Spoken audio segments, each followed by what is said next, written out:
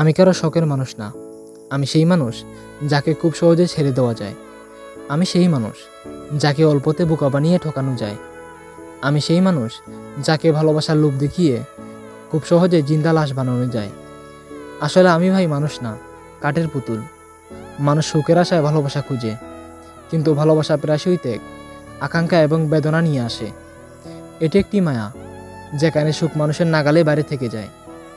যখন মানুষের জীবনে নিস্তব্ধতা নেমে আসে, তখন পৃথিবীর আর কিছুই তাকে জাগাতে পারে না।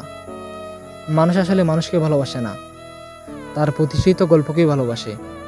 তার চেয়ে জঘন্য ব্যাপার সেটাকে ভালোবাসা বলে চালিয়ে দেয়।